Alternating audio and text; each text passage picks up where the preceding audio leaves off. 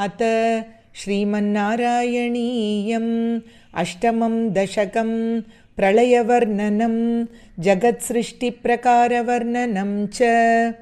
एवं तावत् प्राकृतप्रक्षयान्ते ब्राह्मे कल्पे ह्यादिमे लब्धजन्मा ब्रह्मा भूयस्त्वत्त एवाप्यवेदान् सृष्टिं चक्रे पूर्वकल्पोपमानाम्।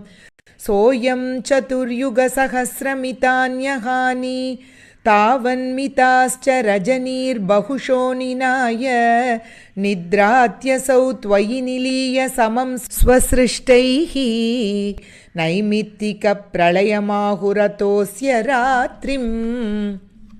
अस्मादृशां पुनरहर्मुखकृत्यतुल्यां सृष्टिं करोत्यनुदिनं स भवत्प्रसादात् प्राग्ब्राह्मकल्पजनुषां च परायुषां तु सुप्तप्रबोधनसमास्ति तदा विसृष्टिः।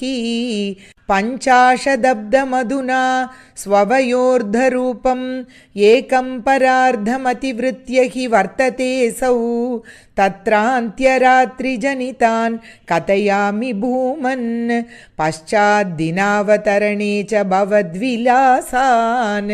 दिनावसानेत सरोजयोनिः सुषुप्तिकामस्त्वयि सन्निलील्ये जगन्ति च त्वज्जठरं समीयुः तदेदं एकार्णवमास विश्वम्।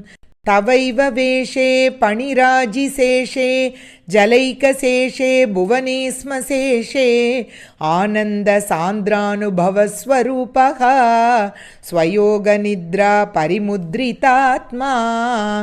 कालाख्यशक्तिं प्रलयावसाने प्रबोधयेत्यादिशताकिलादौ त्वया प्रसुप्तं परिसुप्तशक्ति व्रजेन तत्राकिल जीवदाम्ना।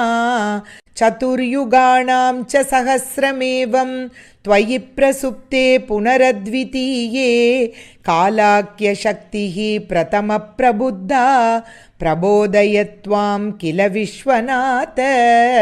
विबुध्य च त्वं जलगर्भशायिन् विलोक्य लोकान् अखिलान् प्रलीयान् तेष्वेव सूक्ष्मात्मतया निजान्तः स्थितेषु विश्वेषु ददाथ दृष्टिं। ततस्त्वदीयादयिनाभिरन्ध्रात् उदञ्चितं किञ्चन दिव्यपद्मं निलीननिःशेषपदार्थमाला संक्षेपरूपं मुकुलायमानम्।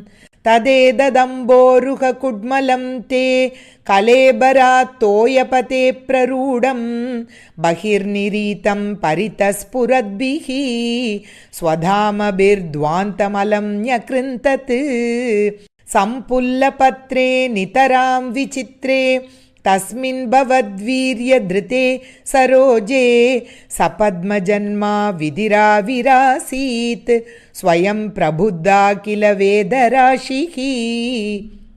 अस्मिन् परात्मन्ननुपाद्मकल्पे त्वमित्तमुत्थापितपद्मयोनिः अनन्तभूमा मम रोगराशिं निरुन्धि वातालय वास विष्णु। ॐ तत्सत् इति श्रीमन्नारायणीये अष्टमं दशकं समाप्तं। श्रीहरये नमः। रमारमण गोविन्द गोविन्द।